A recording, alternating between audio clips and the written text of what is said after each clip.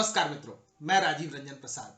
आज हम कोविड-19 पर दिए गए अरुंधति राय के बयान और नास्तिकों की सांप्रदायिकता विषय पर बात करेंगे।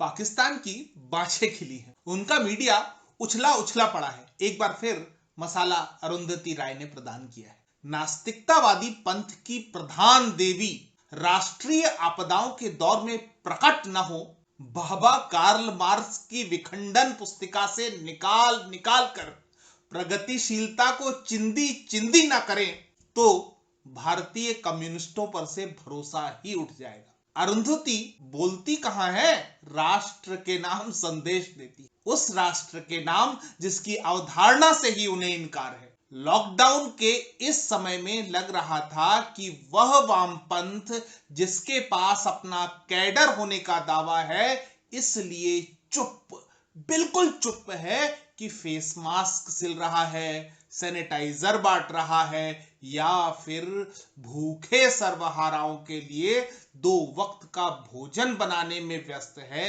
ऐसा दिखा नहीं कहीं। येचुरी चुप, करात चुप, यहां तक कि कन्हैया कुमार भी चुप। परंतु लोग कैसे जाने कि लाल धड़ा सर्वहारा की चिंता में सूख कर कांटा हो गया है। जेएनयू में आजादी के नारे बंद, शाहीन बाग के तंबू उखड़े और इन सब का जिम्मेदार उस कोरोना वायरस को कैसे ठहराया जा सकता है जिसकी जन्मस्थली चेयरमैन चीन का वुहान क्षेत्र है। किसी को तो आगे आना है और कहना है कि चाइनीज वायरस मत कहो ना।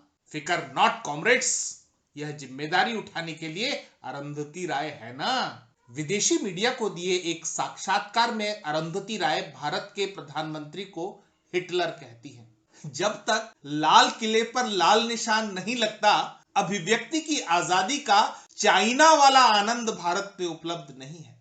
यहां कुछ भी बोलिए, किसी को कोई समस्या नहीं। भारत में कोई ली शाओबो, ली हेपिंग, ली वेनेलियोंग, जू झियोंग, रेन जिकियोंग नहीं। वैसे इन दिनों भारत में लोग चाइना वाली आजादी नहीं मांगते, गारंटी नहीं होती ना। आजकल लाल लाल झंडे तले जिन्ना वाली आजादी मांगी जाती है। अरुंधति राय कहती हैं कि कोविड-19 का इस्तेमाल हिंदू मुसलमान तनाव को बढ़ाने के लिए किया जा रहा है। चाइनीज वायरस जब फैला तब क्या आधार कार्ड देखकर और धर्म पहचान कर दुनिया भर से, यहां तक कि खाड़ी देशों से भी अपने नागरिकों को भारत लाया गया था मोहतरमा। नास्तिक विचारधारा ही धर्म का खेल सर्वाधिक खेलती है। यदि यह कोई समझ पाता तो सांप्रदायिकता नाम की बीमारी का देश से कब का निदान हो गया होता। देश के लोग सांप्रदायिक नहीं हैं, अपितु वे लोग हैं जिन्हें हम ओपिनियन मेकर्स कहते हैं। साक्षात्कार लेने वाली मीडिया संस्था DW को इस साक्षात्कार के लिए ट्विटर पर लोगों की खूब खरी खोटी सुननी पड़ रही है। क्या तबलीगी जमात की आलोचना इसलिए हो रही है कि बात सांप्रदायिक है? नहीं, बल्कि इसलिए कि वे चाइनीज वायरस फैलाने के सिंगल सोर्स हैं। देश में फैलाव के आंकड़ों का 35% तबलीगियों का किया धरा है। आलोचना उनकी हो रही है जो अस्पतालों में नर्सों के आगे नंगे घूम रहे हैं, चिकित्सकों पर थूक रहे हैं, घरों की छतों से डॉक्टरों और चिकित्सा कर्मियों पर पत्थर फेंक रहे हैं। तो मोहतरमा अरुंधति राय जो ऐसा कर रहे हैं तबलीगी हैं, इसलिए प्रगतिशीलता को सहजता से सांप्रदायिकता खेलने का मौका मिल गया है। आलोचना निहंग सिखों के आक्रामकता की भी हुई है। स्वयं सिख समाज ने आगे आकर ऐसा किया। आलोचना कनिका कपूर की भी हुई कि जब वह विदेश से लौटी और पार्टियां करती रहीं, बाद में कोरोना पॉजिटिव पाई गई।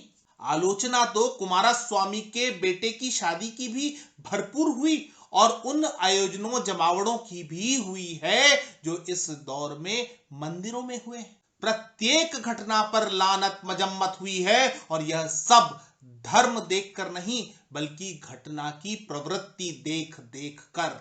अरुंधति राय ने भारत के मुसलमानों की तुलना जर्मनी के यहूदियों से की है।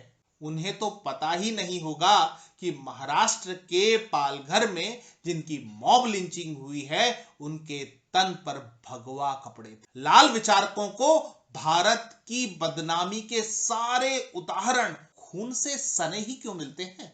कोई मनोचिकित्सक इन्हें कायदे से समझाता क्यों नहीं कि तबलीगियों को इलाज के लिए ढूंढा जा रहा है, संक्रमण न फैल जाए इसकी चिंताएं हैं, क्योंकि विचारधारा का कूड़ा कचरा तो धर्म देखकर डंप किया जा सकता है, लेकिन कोरोना को इसकी परवाह नहीं है। समय आ गया है कि नास्तिकों के फैलाए सांप्रदायिक जहर पर भी खुलकर बात होनी चाहिए। अरुंधति राय का पूरा वक्तव्य सुनिए, तब उसकी असल पीड़ा आपके सामने आ जाएगी, आपके ज्ञान चक्षु खुल जाएंगे कि महोदया का चाइनीज वायरस और उसके फैलाव से, सर्वहारा की समस्याओं से, मौतों के बढ़ते हुए आंकड़ों से कुछ भी लेना देना नहीं है। अरुंधति राय की मुख्य खींच नक्सल समर्थक आनंद तेल तुम्बड़े और गौतम नवलखा की गिरफ्तारी को लेकर है। भीमा कोरेगांव की साजिश रचने सहित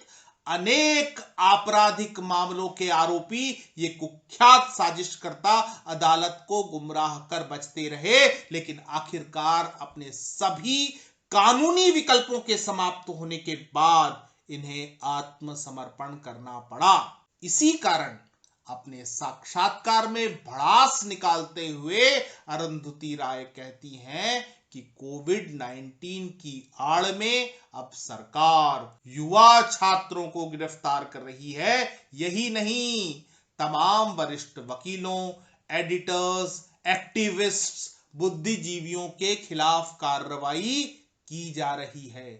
कहीं पे निगाहें, कहीं पे निशाना।